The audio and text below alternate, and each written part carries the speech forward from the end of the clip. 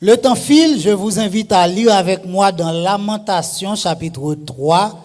Nous lirons du verset 20 au verset 24. Lamentation chapitre 3, verset 20 et verset 24. Quand mon âme se souvient, elle est abattue au-dedans de moi. Voici ce que je vais repasser en mon cœur, ce qui me donne de l'espérance. Les bontés de l'Éternel ne sont pas épuisées, ses compassions ne sont pas à leur terme. Elles se renouvellent chaque matin. Oh, que ta fidélité est grande. L'Éternel est mon partage, dit mon âme. C'est pourquoi je veux espérer en lui. Amen. La paix de Dieu soit avec vous tous. C'est dans un temps de grande angoisse, côté malheur et destruction t'a ravagé Jérusalem, Jérémie écrit parole ça yo. Devant ça qui t'a passé Jérusalem, Jérémie avait l'âme abattue. Mais chaque matin, Jérémie relève la bonté de Dieu. Et ça lui a permis de garder espoir jour après jour. J'apprécierais qu'on regarde avec attention le verset 23. Pour réaliser combien Dieu nous donne d'opportunités de construire avec lui ou de construire une bonne relation, une relation saine avec lui. Souvent, en pile, nous pensons que compte tenu de bagailles mal nous fait dans le passé, eh bien, bon Dieu pas besoin de nous comme serviteurs, il n'a pas besoin de nous comme servantes. Pourtant, en renouvelant chaque matin sa bonté envers nous, eh bien, Dieu nous donne l'opportunité de recommencer avec lui. Et les me réfléchir sur bagay ça, me dit tête moi mais non. Pour qui ça me pas traiter avec nos sujets ça, un nouveau départ avec Dieu. Un nouveau départ avec Dieu. Je commence pour vous dire que Dieu attend de nous, de chacun de nous. Et cela, chaque instant de notre vie, Dieu attend que nous ayons avec lui un nouveau départ. Et c'est tellement vrai qu'il y a des textes bibliques qui encouragent un nouveau départ. Il y en a plusieurs. Moi, j'ai sélectionné 3 textes pour vous ce matin. Le premier, Jérémie 29, verset 11. Il a dit, « Car je connais les projets que j'ai formés sur vous, dit l'Éternel. Projets de paix et non de malheur, afin que je vous donne un avenir et de l'espérance. » Donc, si vous pensez que Dieu n'a plus besoin de vous, eh bien, vous vous êtes trompés, mes chers amis. Car Dieu a un projet pour vous ce matin. Un projet de paix. Il veut vous donner un avenir et de l'espérance. Donc, Dieu a besoin de vous, malgré vous. Dieu a besoin de moi, malgré moi. Le deuxième texte, c'est 2 Corinthiens, chapitre 5, verset 17. Je lis pour vous, et vous le connaissez aussi. Si quelqu'un est en Christ, il est une nouvelle créature.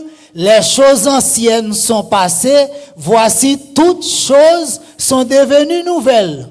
Écoutez, peu importe même si vous aviez 50 ans, depuis que vous faites partie d'une église ou depuis que vous avez accepté Jésus comme votre sauveur personnel, si vous cherchez bien dans votre vie, si vous prenez du temps pour chercher dans tout petit coin la vie, ou après un bon bagage ancien que là toujours.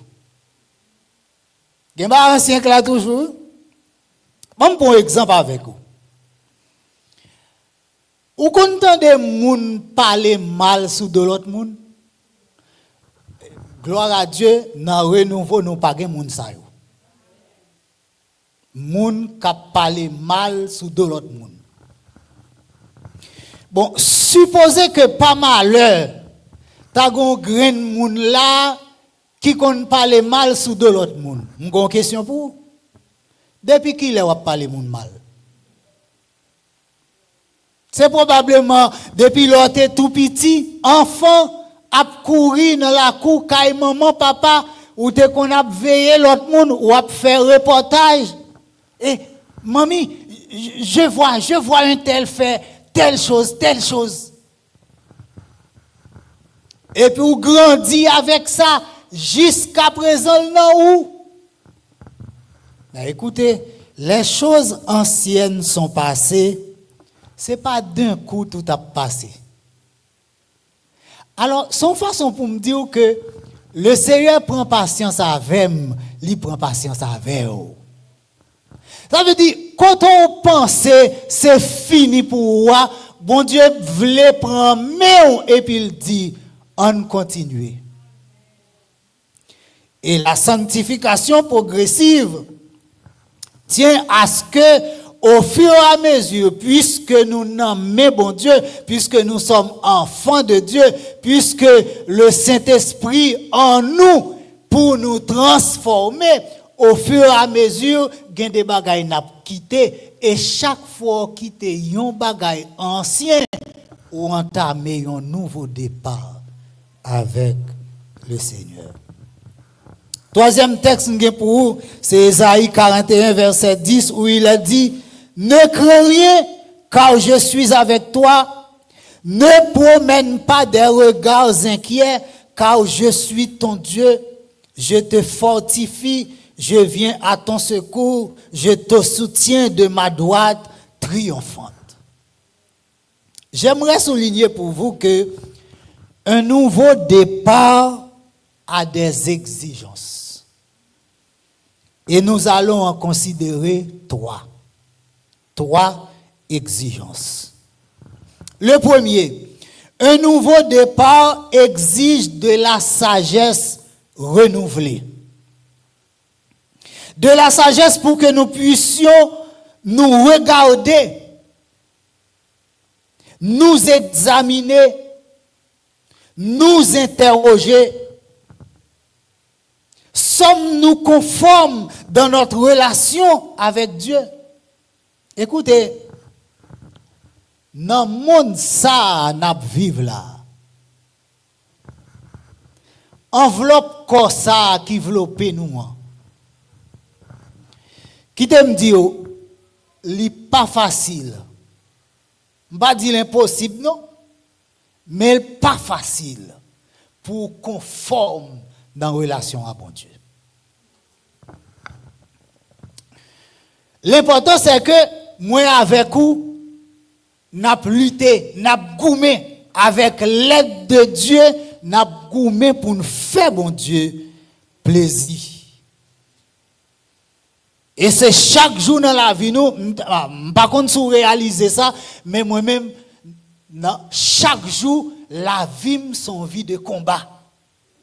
Chaque jour me fait face à des bagailles qui veulent traîner loin bon Dieu. Des fois, en pile dans nous pensons nous saints, nous parfaits. Et qui te me dit au matin, nous tous nous faisons pécher devant bon Dieu. Nous pas demeurer dans le péché, mais nous faisons pécher. Et c'est bon Dieu qui prend patience avec nous. Et ça fait, moi avec vous, nous besoin de gagner la sagesse pour nous réfléchir sur la vie. Dans réflexion qu'on va faire sur la vie, ou va réaliser avec la parole de Dieu comme miroir, et puis on va dire tout, oh mais ça pas bon, ça pas bon, et puis on va le code bon Dieu, mandez le pardon, mandez bon Dieu pardon. Donc c'est la sagesse qui nous permettra de nous juger nous-mêmes pour voir qu'il y a nécessité d'un nouveau départ avec Dieu. Un nouveau départ demande de la force spirituelle, de la force morale, de la force physique et parfois de la force matérielle, de la force financière. Et pour toutes ces forces-là, mes bien-aimés, nous devons compter sur Dieu seul. Il dit dans Ésaïe 40, verset 31, ceux qui se confient en l'Éternel renouvellent leur force. Ils prennent le vol comme les aigles. Ils courent et ne se lassent point. Ils marchent et ne se fatiguent point. Notre ancienne force, mes bien-aimés, ne fait pas poids. Notre ancienne force ne fait pas assez de poids face au défi d'un nouveau départ. Il nous faut de la force renouvelée par le Saint-Esprit parce que nous gagnons un ennemi qui est puissant. Un ennemi qui a rôdé autour de nous. Un ennemi qui a veillé et qui vient avec de nouvelles tactiques pour l'attaquer nous. Et ça fait ou même avec nous devons des hommes et des femmes avisés. Et ça m'abdoula, c'est expérience que l'apôtre Paul lui-même lui fait pour finalement réaliser qu'il n'est pas capable de lutter de par ses propres forces. Il n'est pas capable. Chaque chrétien, je dis, doit réaliser ou pas qu'à mener bataille là avec propre force. Ça fait l'apôtre Paul dit, je peux tout par celui qui me fortifie. Philippiens chapitre 4, verset 13. En Amérique du Nord, nous sommes tellement préoccupés qu'on perd beaucoup trop de temps à n'avoir pas le temps. N'a couru matin, midi, soir. Écoutez, nous devons cesser de courir pour être plus fatigués chaque jour. Alors que la force est en Dieu. David l'a dit dans le psaume 62, Dieu a parlé une fois, deux fois, j'ai entendu ceci, c'est que la force est en Dieu. Mes chers amis, de la sagesse renouvelée pour que nous voyons la nécessité de passer du temps avec Dieu, car c'est lui qui renouvelle nos forces. Et je termine cette partie avec Romains, chapitre 15, verset 13, où il est dit que le Dieu de l'espérance vous remplisse de toute joie et de toute paix dans la foi, pour que vous abondiez en espérance par la puissance du Saint-Esprit. Deuxième exigence du nouveau départ, un nouveau départ exige de la conviction et de l'audace. Audace, c'est la disposition qui porte à des actions difficiles, dangereuses, au mépris des obstacles. Il y a un auteur qui dit audace, c'est le produit extérieur de la foi intérieure. Par contre, si vous songez femme ça, c'est dans Matthieu chapitre 15. La femme syrophénicienne ou la femme cananéenne qui te gagne petite lit qui bouleversée par des mots. Et puis l'alcool de Jésus demandait Jésus pour lui guérir petite lit, délivrer petite lit. Cette femme avait la conviction que Jésus pouvait délivrer sa fille tourmentée par les démons. Et elle a poussé son audace en dépit de toute barrière. Il y a plusieurs barrières qui érigeaient entre femmes avec Jésus. Plus gros barrière là, c'est que femmes nan li pas yon juive. C'est cananéenne li te. Et Jésus pral dit femme nan, m'pa gen manger pour m'bay ti chien. Manger m'gen c'est pour les enfants d'Israël. C'est comme s'il dit femme nan, ou même ou son petit chien. Et la femme a poussé son audace en disant, Seigneur, oui, je suis ton petit chien, je vais manger en dessous de ta table, laisse tomber les miettes.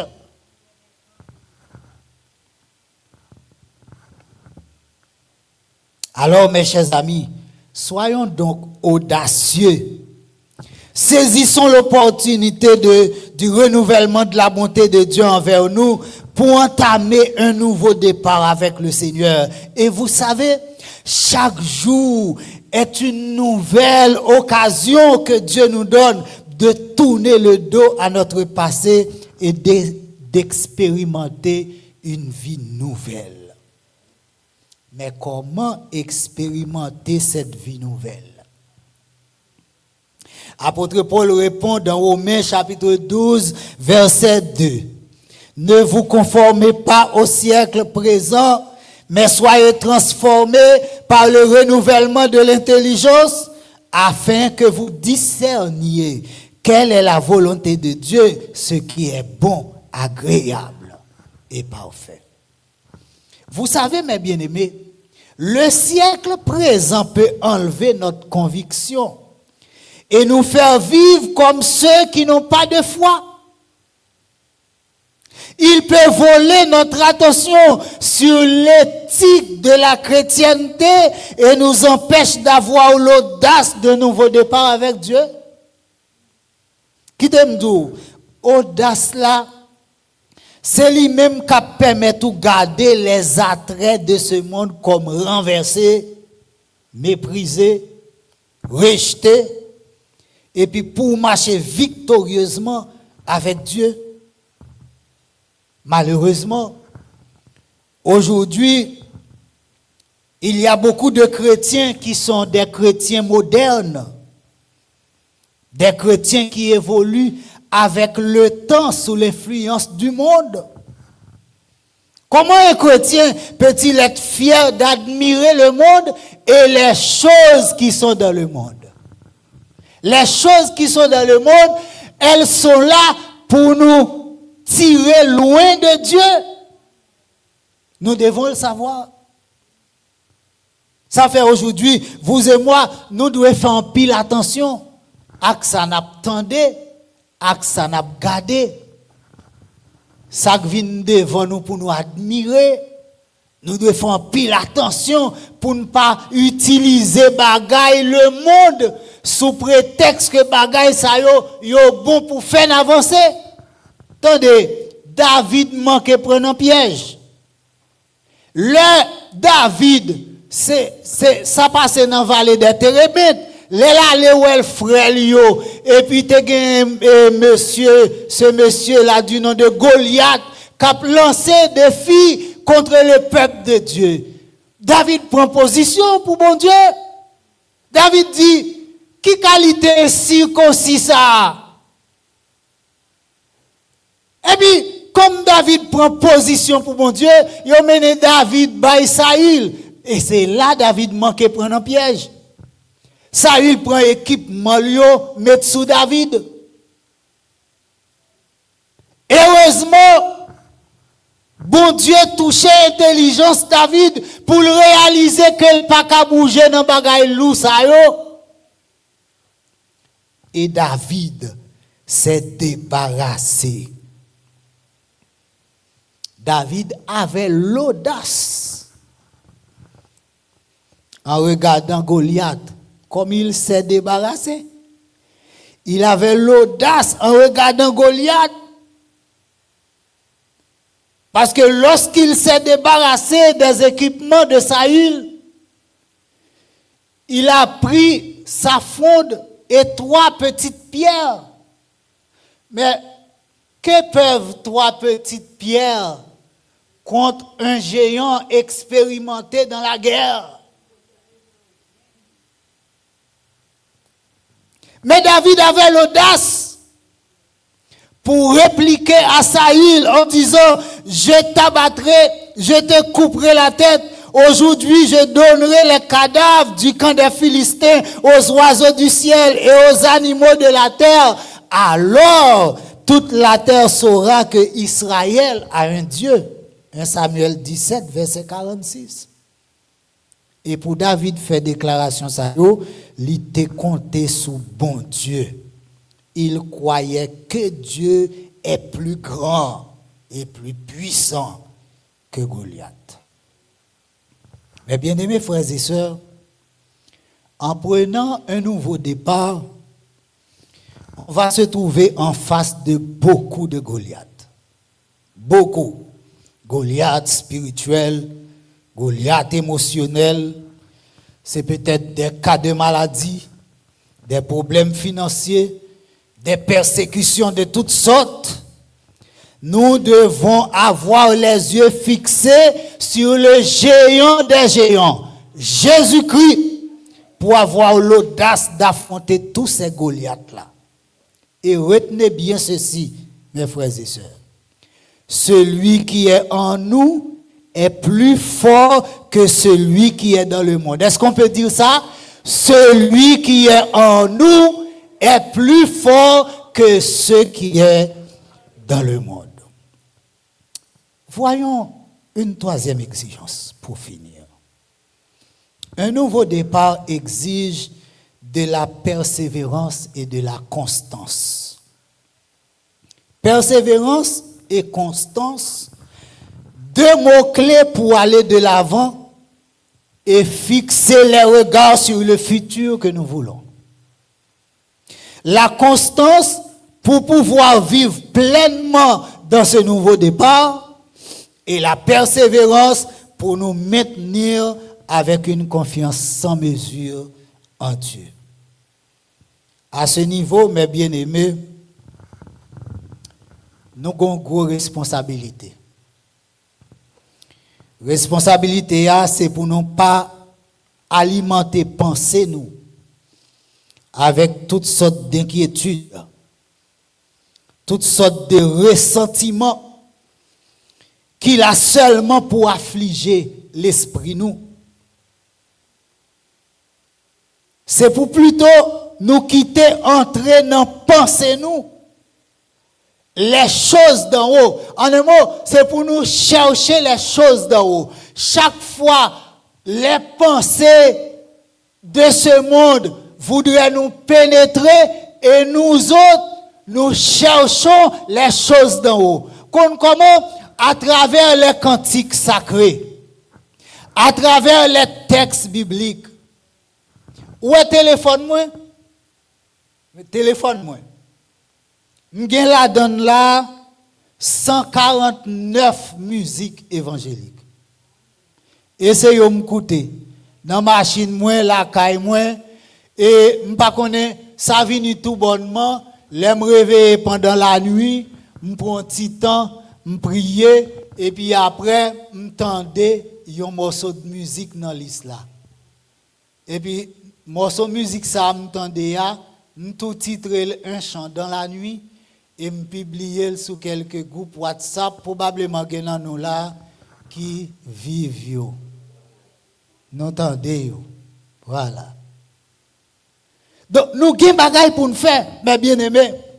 À partir d'aujourd'hui, au lieu que nous quittions discours monde là, musique monde là, danse monde là, nous pour lieu nous préoccuper nous de bagailles ça yo, écoutez, nous allons plutôt repasser dans nos cœurs les promesses et les bénédictions de Dieu qui nous donneront de l'espérance au quotidien, et les bontés de l'Éternel ne sont pas épuisées, ses compassions ne sont pas à leur terme, elles se renouvellent chaque matin.